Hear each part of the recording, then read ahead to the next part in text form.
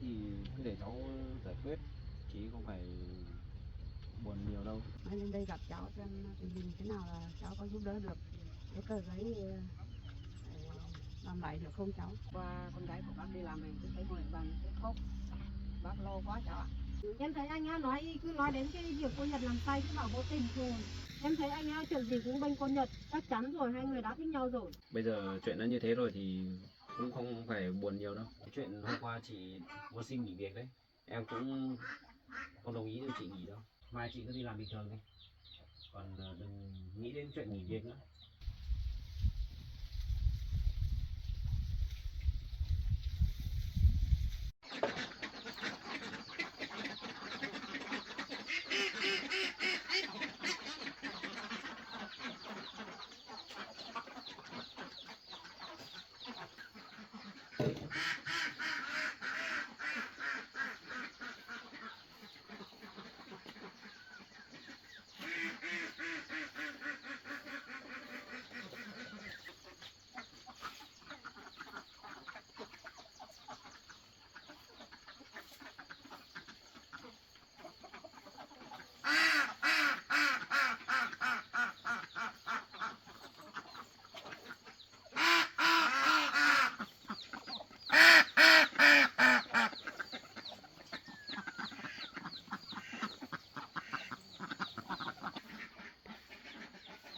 Con chị này chờ tao đã, tao tới nhà xong mình sạch hết tao đây làm thức ăn cho mày nhá.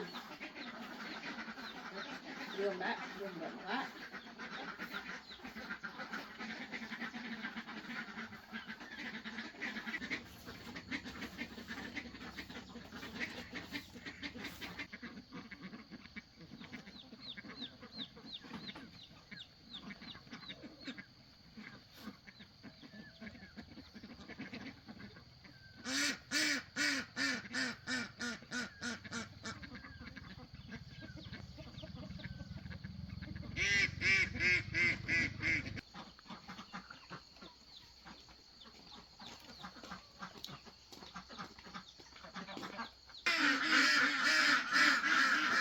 Đấy, cái nhà sạch hết rồi, về vào nó làm thịt cho chúng mày ăn nhá.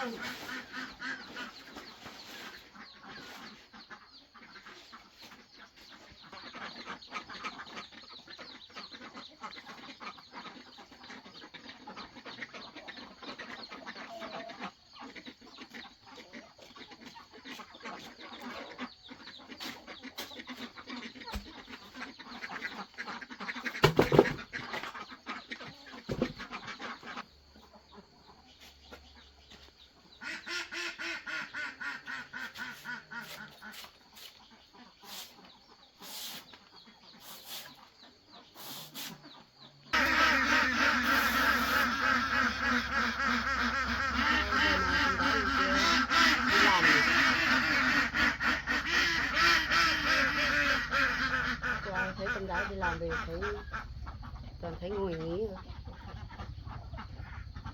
nghĩ buồn buồn không biết làm thế nào. Mà lại hôm nay tôi thấy đi mình lo là con gái nghỉ nhiều quá là sợ con gái ốm.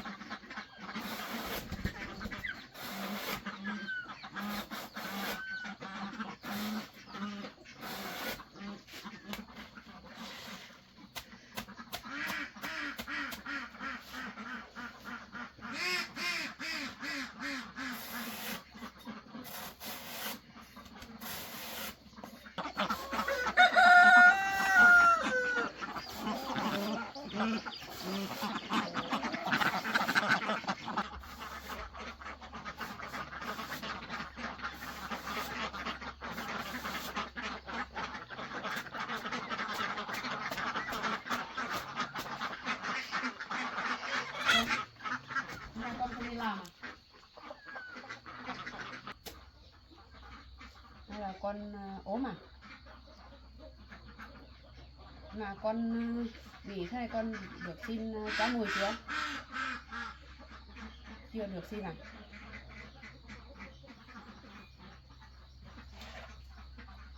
Ý đó là con ốm rồi, phải không?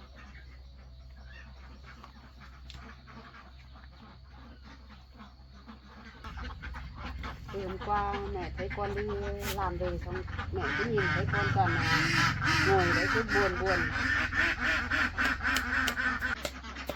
Mẹ cứ thấy con nghĩ buồn buồn. Thế là con vẫn nghĩ cái suy nghĩ đến cái tờ giấy kìa.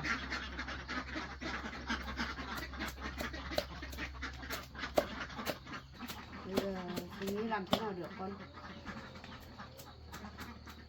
Mà không có cách nào làm lại được cái tờ giấy kia con.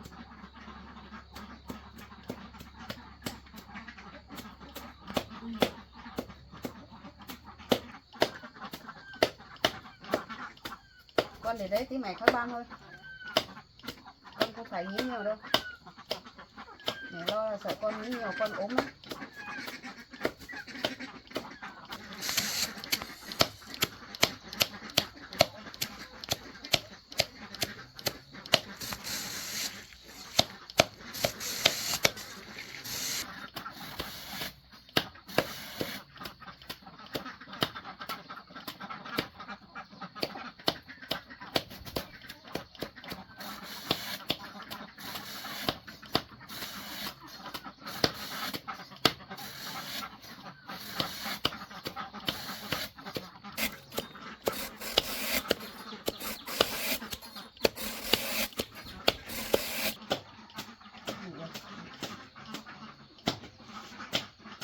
Con mệt thì con cứ nghỉ đi tí để mẹ khắc lấy 80 triệu.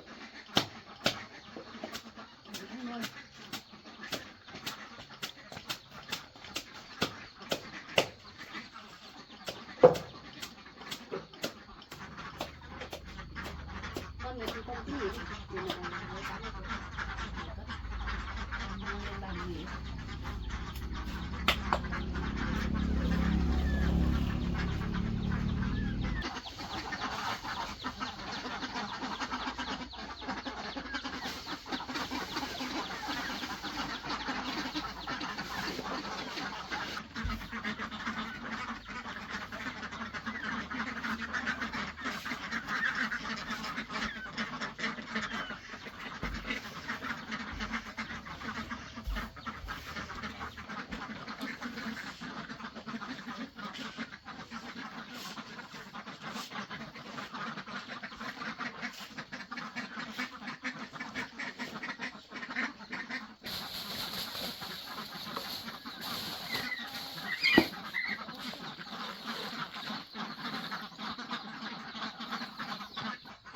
Cái tờ giấy kia ấy, trước mẹ lấy đi phơi, mẹ thấy nát hết rồi. Người chắc không làm lành lại được nữa con ạ.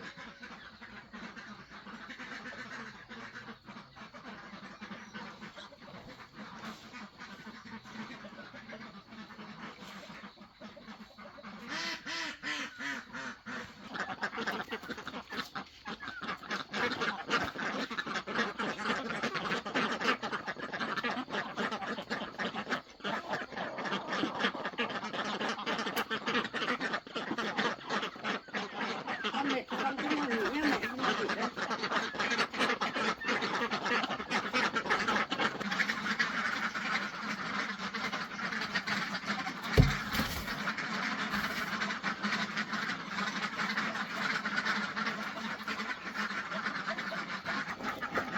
Đường hết này, làm cái đường đi nhau.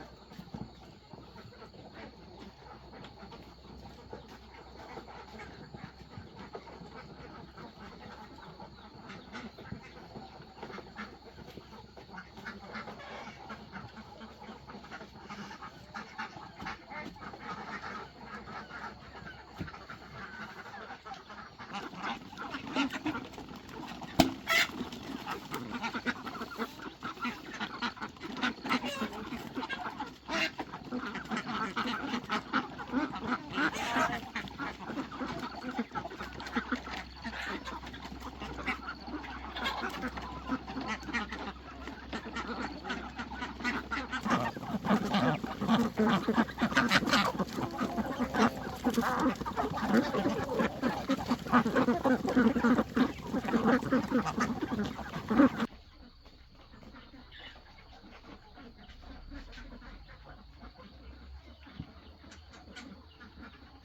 đây, tờ giấy này cũng giấy kết rồi. Bây giờ cũng không làm lành lại được nữa. Con không phải nghĩ nhiều đâu. Mẹ nghĩ là sức khỏe là quan trọng nhất đấy con ạ. Con nghĩ nhiều thì ốm đấy. Nghe con nhá. Nghe lời mẹ đi. Con có nghĩ bao nhiêu cũng không lại được rồi, đã giấy chết rồi.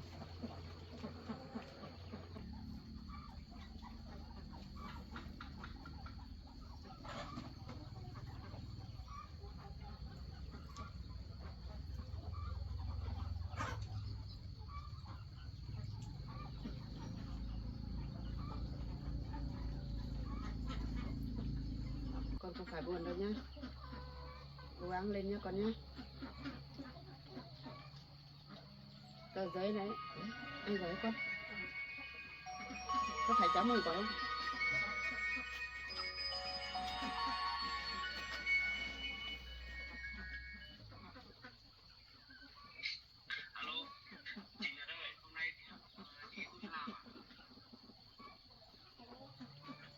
Con Thì cứ đi làm đi, không phải còn vì cái chuyện đấy đâu. Em sẽ nghĩ cách mà. Này chị cứ đi làm bình thường đi, em đang ở bên này. đấy. Con, cháu mời gọi đấy. Thương con gái quá nhỉ. Có điện thoại dùng lại không nói được. Nó nghe cũng không biết trả lời.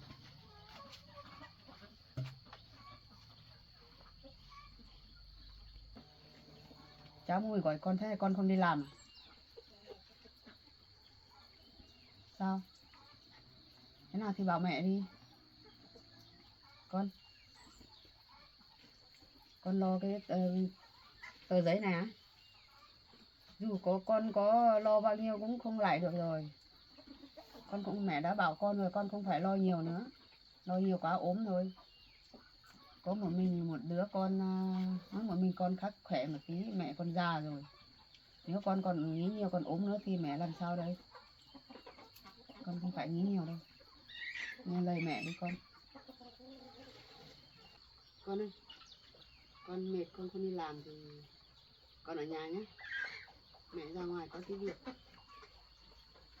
Mẹ đi một tí mẹ lại về thôi mà. Nhớ con nhé.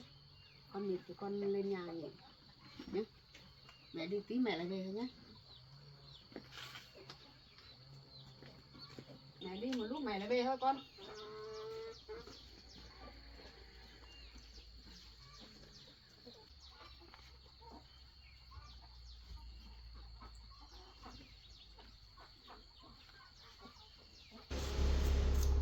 Ô nhỉ, cái cô Nhật này sao mãi chưa thấy đến nhỉ? Thế là sợ quá nghỉ việc rồi. Không đến thì càng tốt. Mà cái cô này mà đi làm ấy thì như bình thường là cũng đến sớm mà. Mà hôm nay chưa thấy đến là nghỉ thật rồi nhỉ? Mình đến được một lúc rồi mà chưa thấy đến. Mà việc lớn thế này ấy thì anh Mùi cũng không tha thứ được. Chắc anh Mùi cho nghỉ rồi. Mà nếu như mình làm sai ấy chắc còn nghỉ từ hôm trước rồi mà. Làm gì đến ngày hôm nay nữa. Mà cái cô này ấy, nghỉ việc thì càng tốt. Mình làm hai việc mình sẽ ăn hai lương. Cho cô này về đây làm việc có làm được gì đâu. Mình làm được hai việc mà. Xong rồi còn phải trả lương cho cô đấy nữa. Không khéo còn làm sai nhiều, làm mất nhiều nữa. Thôi không đến cũng được. Mình tự làm.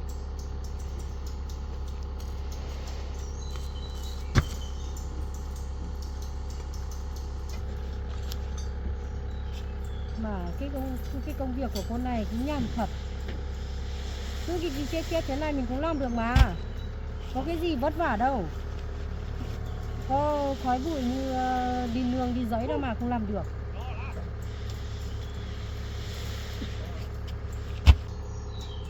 Hôm nay này, hôm nay nhập tiếp 10 tấn. Hôm nãy thì cũng xong được 4 tấn rồi. Mình cứ đi vào đây đi, xong tí nữa mà anh Mùi đến ấy, mình còn biết báo cáo. Mình còn biết nói nữa, còn làm việc giỏi nữa. Có gì mình báo cáo được, mình còn làm tốt hơn cả cái cô kia mà. Cái cô đấy á, nói không biết nói. Xong là còn mình mà hỏi cái gì ấy thì với. Cho là mình lại còn phải suy nghĩ xem là cô đấy nói cái gì với mình.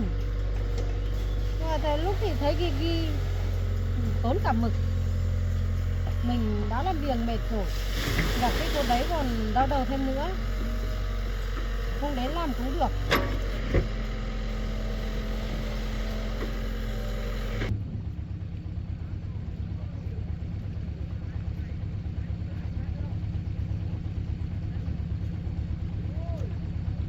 Cháu Mùi ở chỗ này rồi. Hôm trước thấy con gái bảo đang làm ở cái đường này.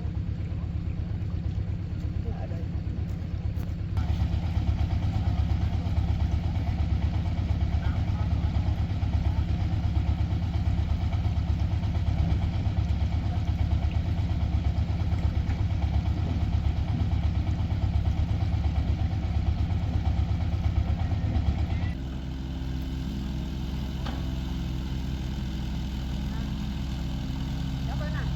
Vâng, bác đi đâu đấy? Phải đường đây có phải đường cháu Mùi không? Phải mà, nhưng mà anh Mùi không ở đây đâu bác ạ. Anh Mùi lên đoạn trên rồi, nhưng mà bác tìm anh Mùi có việc gì không? Có cái việc đấy. Đó. À thế con gái của bác không đi làm à? Con gái của bác thì mệt rồi, anh mệt cũng đi làm được rồi cháu. Thế con gái của bác có ốm thật không? Hay là sợ quá nên nghỉ rồi? Nó hơi mệt tí thôi. Mà chỉ nghỉ hôm nay thôi, ngày mai chắc vẫn về làm à. À cháu nghĩ là chắc cô ấy sợ quá nghỉ hẳn rồi. Không phải đâu cháu ạ. Mệt thì nghỉ một ngày. Hôm sau lại về. Bác ạ, anh Mùi cũng bận lắm. Với lại cũng không có thời gian để gặp bác đâu. Cháu nghĩ chắc anh Mùi về cái chuyện của con gái bác ấy, nên là chắc anh Mùi cũng không thích gặp bác. Mà bác ơi, bác cứ về đi, xong là tí có gì cháu nhắn lại với anh Mùi. Cháu ơi, bác chỉ muốn gặp cháu Mùi một chút thôi. Cháu biết cháu Mùi ở đâu thì chỉ cho bác với. Nhưng mà anh Mùi nhiều việc lắm bác ạ. Nên là anh Mùi không có thời gian gặp bác đâu. Với lại bác đi bộ nữa, từ đây đi lên đấy cũng xa, đi lên đấy cũng sắp tối rồi. Cháu nghĩ là bác không nên đi đâu ạ. Bác chỉ gặp một lúc thôi mà. Thế cháu Mùi ở trên này à? Cháu. Vâng, anh Mùi ở gần tít trên kia cơ, xa lắm. Thế thì bác đi đây. Kiểu này chỉ có đến xin xỏ con gái thôi mà. Mà cái cô nhà này làm việc kiểu gì ấy, lỗi này cũng lớn lắm nên là anh Mùi không tha thứ được đâu. Mà kể cho bà ấy đi đi. Có mà xin đằng giờ. Anh Mùi còn không cứu được mình nữa là cứu cho con gái bà ấy. Đúng là mẹ nào con đấy lì như nhau. Mình đã nói thế rồi mà không chịu nghe.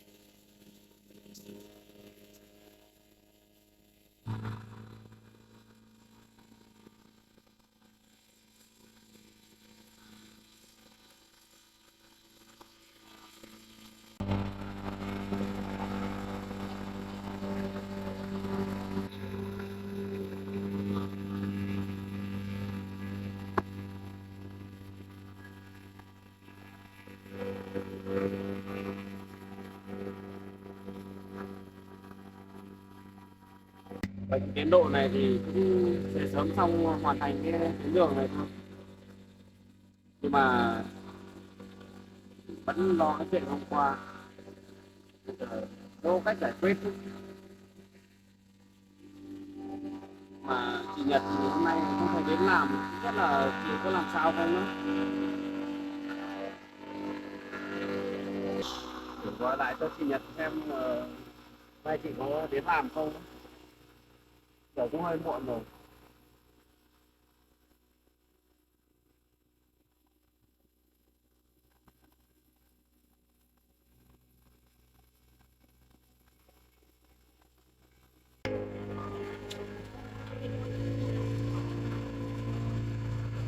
Lại thuê bao rồi, chắc là chỗ nhà chị Nhật lại mất sóng rồi,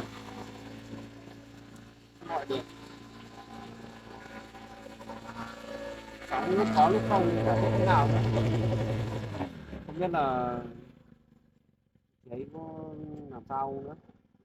Hôm qua chắc là do cái chuyện đấy về suy nghĩ nhiều nên là bị ốm rồi.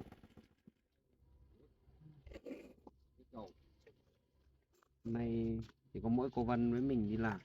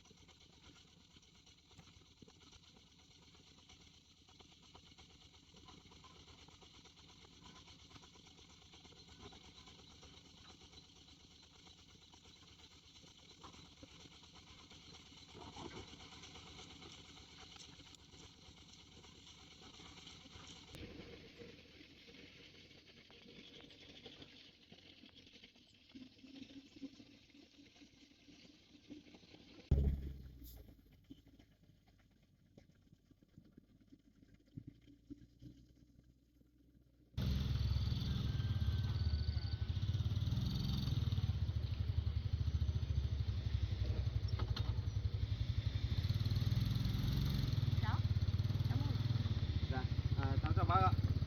Bác đi đâu về à? Bác lên đây để gặp cháu ấy. Bác đến tìm cháu à? Vâng. Bác ở dưới lên gặp cháu Vân ở dưới này. Thế ạ? Xong hỏi cháu Vân bảo cháu ở trên này. Mà bác lên đây gặp cháu có chuyện gì vậy ạ? Chuyện cháu bác gặp cháu thì bác muốn hỏi chú con gái của bác làm cái tờ giấy rơi đấy. Vâng. Cái chuyện mà chị Nhật làm rơi cái giấy tờ của cháu đấy à? Vâng, đúng rồi. Thế hôm nay chị Nhật ở nhà hay là đi đâu về bác? Con gái của bác thì bảo hơi mệt, thì bác bảo mệt thì nghỉ một ngày. Thế à? Vâng. Hôm nay cháu hôm nay cháu gọi cho chị Nhật cũng gọi được một lần, xong rồi vừa rồi cháu gọi lại thì cũng không thấy gọi được, chắc là mất sóng rồi. Có lúc cháu gọi thì bác cũng ở nhà mà. Thế à? Thấy con gái buồn quá thì bác cứ với con gái ngồi ở bàn. Cháu đã bảo chị Nhật rồi. Chuyện đấy thì cứ để cháu giải quyết, chị không phải buồn nhiều đâu.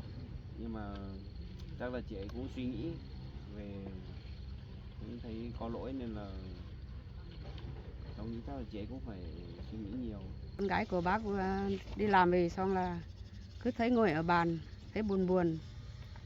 Xong là từ cả sáng cũng thấy con gái của bác cũng thấy buồn lắm, nhưng mà bác không biết làm thế nào. bác thấy lo quá là bác mới lên đây gặp cháu xem tình hình thế nào, là cháu có giúp đỡ được cái tờ giấy làm lại được không cháu? Cháu cũng đang nghĩ cách đây bác ạ. Hôm qua thì cháu cũng hỏi hết mọi người rồi nhưng mà cũng không làm lại được. Bây giờ nếu mà muốn làm lại thì sẽ được thôi, nhưng mà mất rất nhiều thời gian, công sức, với cả bây giờ sẽ phải đi cùng các bên đi nghiệm thu lại để mình mới có chữ ký của các bên nữa thì mấy bên nhà thầu mới có thể giải ngân xuống cho mình được. Còn bây giờ nếu mà không có cái tờ giấy đấy nộp cho người ta thì sẽ bị chậm giải ngân bác ạ. Bác thấy con gái của bác buồn, bác lo sợ con gái của bác ốm này. Thì bác có mấy đứa con gái, nếu ốm thì bác một mình không biết lo thế nào được. Và hôm qua cháu cũng lo chị Nhật về suy nghĩ nhiều, cháu cũng dặn chị ấy rồi, nhưng mà với tính cách của chị ấy thì cháu nghĩ chắc là chị ấy sẽ buồn lắm đấy. Con gái của bác kiểu con hiền đấy thì nó sẽ làm tờ giấy thế này thì con gái của bác thấy lo đấy, thì nếu nghĩ nhiều quá thì bác thấy sợ ốm. Vâng.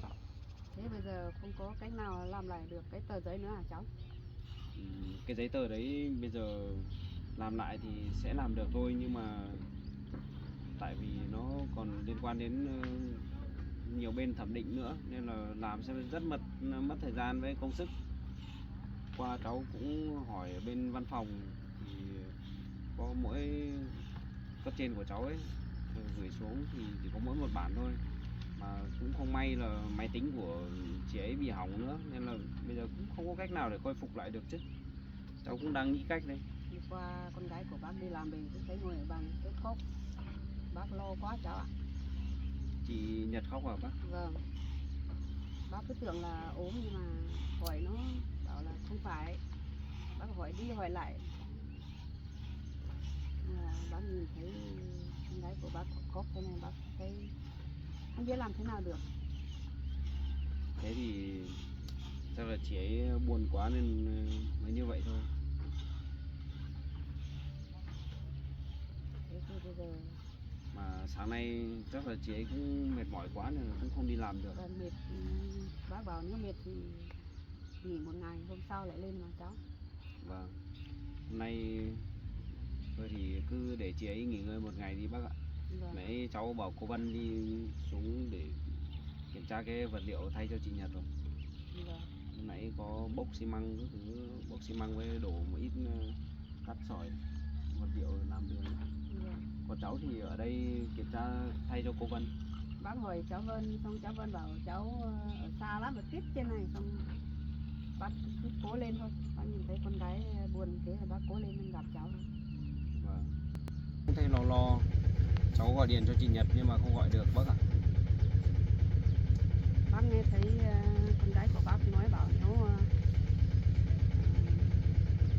không giải ngân được thì cháu lấy tiền túi ra, bỏ tiền túi ra để trả cho các công nhân ạ. Vâng bác ạ, nếu mà bây giờ bên trên không giải ngân cho thì cái này là lỗi do phía cháu, nên là cháu sẽ phải bỏ tiền túi ra để trả lương cho công nhân trước. Khi nào tiền về thì cháu lại nhận thôi. Thế bác nhờ cháu cố giúp cho con gái của bác nhé. Vâng. Không thì bác thấy lo quá. Nhưng mà cái khoản tiền này nó rất là lớn bác ạ. Vâng, bác biết rồi. Cháu sợ không đủ để trả lương cho mọi người đấy. Bác nghĩ bác không biết làm thế nào được. Cháu cũng đang không biết làm thế nào đây. Thôi bác ạ, bây giờ mình cứ lo lắng như này cũng không phải cách đâu. Bác cứ bảo với chị Nhật là đừng suy nghĩ nhiều nữa. Cái này cháu sẽ tự tìm cách giải quyết. Bác biết rồi, nhưng mà bác cũng khuyên con gái của bác lắm rồi, nhưng mà lúc thấy con gái của bác buồn thì bác cũng thấy lo quá cháu ạ. Vâng. Cháu cũng biết mà. Bây giờ Nhật thì cứ nghĩ là tại chị ấy nên là mọi chuyện mới như thế thì chắc là chị ấy cũng không vui được đâu. Với lại bác cũng thấy buồn lắm, mà bác không dám nói cho con gái của bác biết đâu. Vâng. Lúc nãy bác lên đây bác cũng không nói cho chị Nhật biết à? Không nói cho biết đâu, bác chỉ nói bảo lo quá, với cả chị ấy còn đòi nghỉ việc nữa bác ạ. Cháu cũng khuyên Vâng. mãi nên là Vì con gái của Anh bác nó Mùi, quá hiền. anh không làm việc, anh đứng ở đây làm gì đây? Cháu em không ở dưới kiểm tra vật liệu đi, em đi đây làm gì? Em kiểm tra rồi, ghi vào hết rồi. Mọi người đã lấy về hết chưa vật liệu đấy? Vật liệu mọi người lấy về rồi anh ạ, họ lấy xi về rồi. Xong là sáng nay họ trộn bao nhiêu thì em cũng ghi vào hết rồi.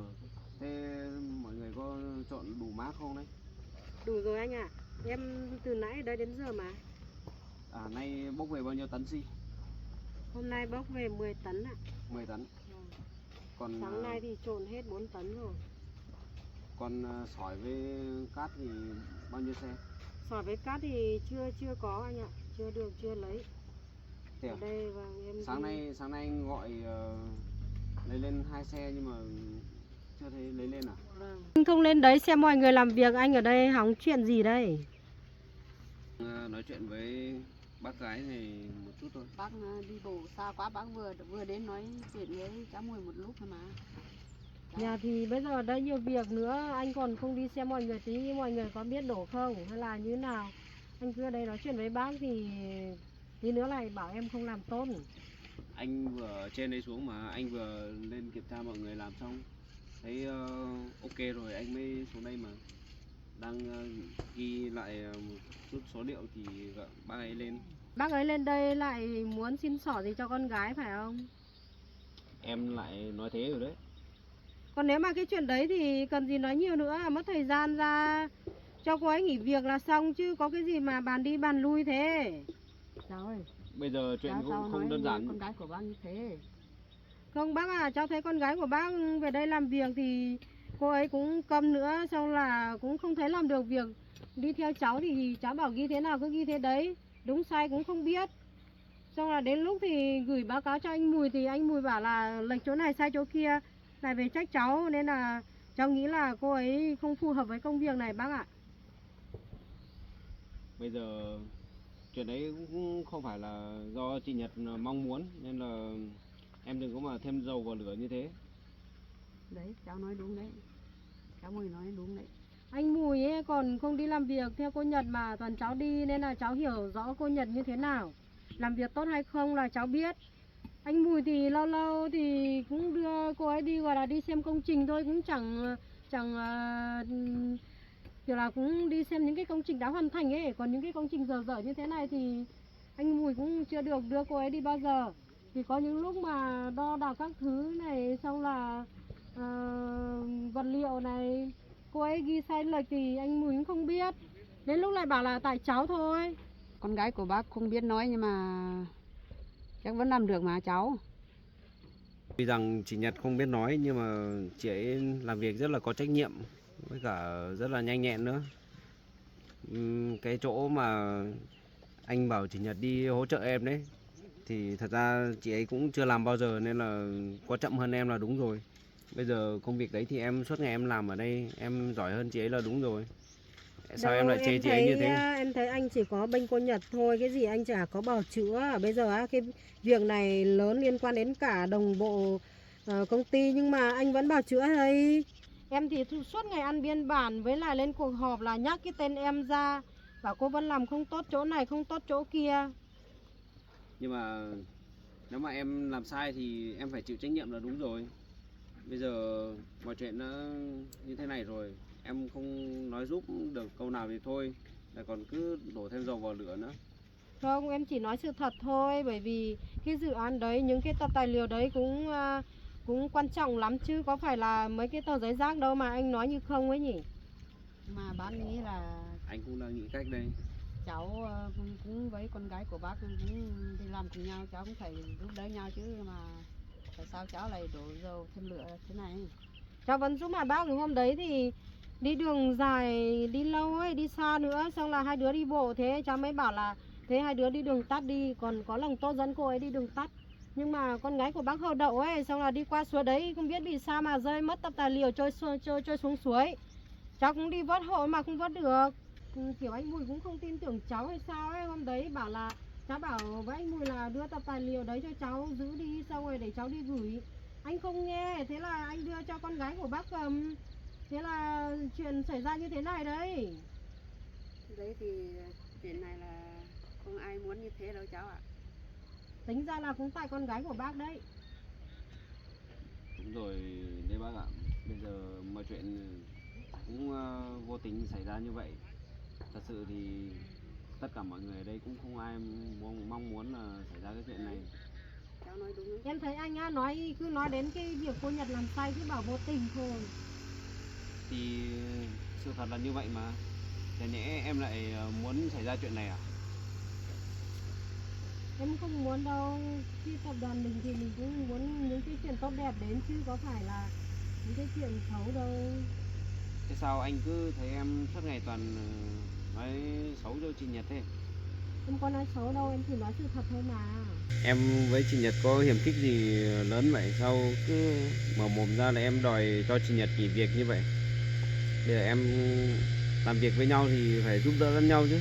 Sao cứ suốt ngày toàn nói xấu nhau như vậy? Em đã giúp đỡ cô ấy từ lần này đến lần khác rồi, nhưng mà cô ấy còn không biết cảm ơn em. Còn có những cái chuyện mà em chỉ nhớ một tí thôi mà cô ấy đã đi mách lẻo anh rồi. Đấy, con gái của bác đấy. Cứ đi làm việc với cháu là bao nhiêu rắc rối đến cho cháu luôn. Có những lúc mà cháu có làm gì đâu, cô ấy lại đi mách lẻo hàng đống chuyện cho anh Mùi, xong anh Mùi trách phạt cháu.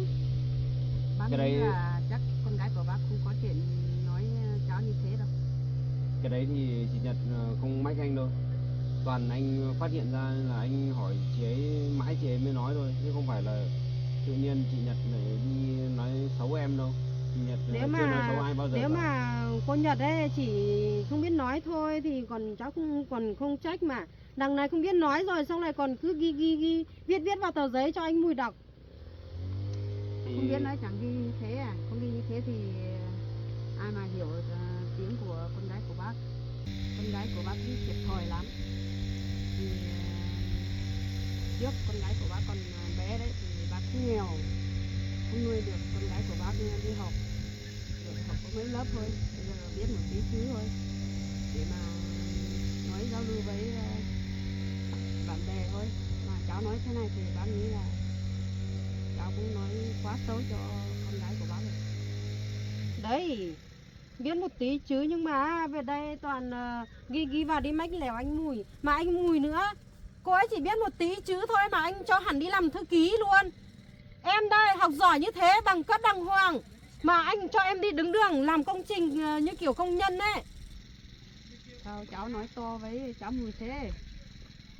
Cháu thấy anh Mùi làm không đúng thì cháu bảo thế thôi. bây giờ cái chuyện nhân sự của anh thì anh tự có trách nhiệm. Em không có quyền gì em đi phán xét anh thế đâu. Anh cho ai làm cái gì là Nhưng mà đấy là quyền của anh. em nghĩ là nhân sự thì cũng phải có bằng đại học trở ra chứ. Đằng này mới học mấy lớp thôi thì có khi cái tên còn ghi chưa hết. Thế mà anh còn cho đi làm thư ký đi theo anh. Anh có mà thích cô Nhật rồi ấy chứ. Tại sao em lại nói như vậy? Em đừng có mà vu oan cho người khác như thế nhá. Anh với chị Nhật không có gì cả. Sao em cứ mở mồm ra là toàn nói anh với chị Nhật thế nọ thế kia? Em làm như vậy là không được đâu. Em thấy anh á, chuyện gì cũng bênh cô Nhật. Chắc chắn rồi, hai người đã thích nhau rồi. Anh không biết phải nói với em như nào nữa. Em trong đầu em lúc nào cũng chỉ nghĩ như vậy thôi. Trong tương lai anh cũng là chồng em mà. Em Thôi. nói thế có sai đâu. Thôi, chuyện này anh không muốn nghe nhiều nữa. Em cứ lúc nào cũng nhắc đến cái chuyện này thôi, anh mệt lắm rồi.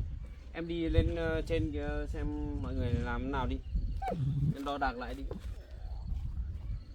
Suốt ngày bắt người ta đi làm. Bảo mọi người gạt cho bằng cái mặt vào nhé. Đây cô ấy là như thế đấy bác ạ. Cháu đau đầu với cô ấy lắm rồi. Cứ suốt ngày lúc nào cũng nói lại nhải như thế.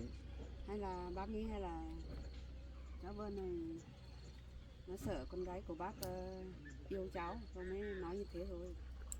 Cháu cũng không biết được nữa bác ạ. Cô này tính tình khó đoán lắm. Bác nghe thấy cháu Vân nói kiểu chuyện này bác hiểu rồi, chắc như thế đấy. Cứ kệ cô ấy đi bác ạ. Mà bây giờ chị Nhật đang ở nhà đúng không bác? Vâng, đang ở nhà đấy. Tôi Thôi buồn được. lắm, lúc nào cũng ngồi đấy mà buồn không thấy vui như mọi hôm đâu. Rồi, thế bây giờ để bác dẫn cháu về nhà để nói chuyện với chị Nhật xem thế nào.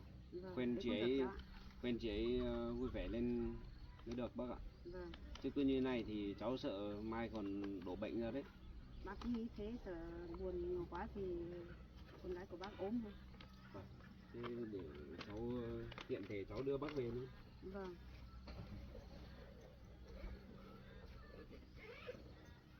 Bác cầm giúp cháu cái này.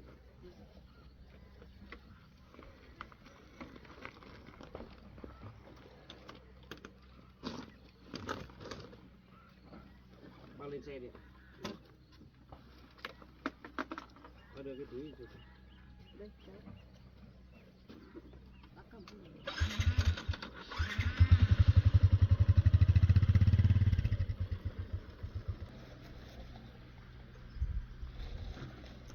Đấy, biết ngay mà. Còn lâu mới cứu vãn được cái cô Nhật đấy nhá. Lần này á, cô chỉ có mất việc thôi.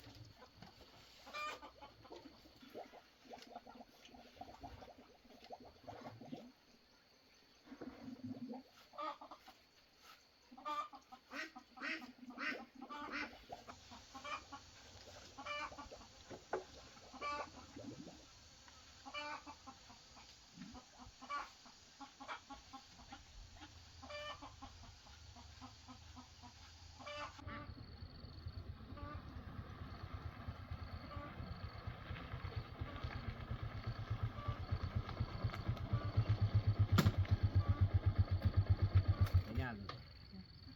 Đúng nhà đi cháu. Dạ vâng.